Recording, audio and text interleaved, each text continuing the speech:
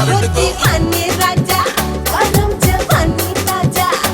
खाला खाई बात मिली आलू दम के मजा होती खाने राजा गरम जवानी ताजा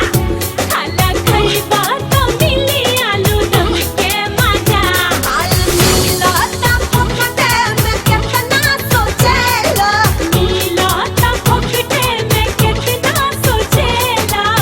शादी के मजा ओए होए शादी के मजा कुंवारे में लेला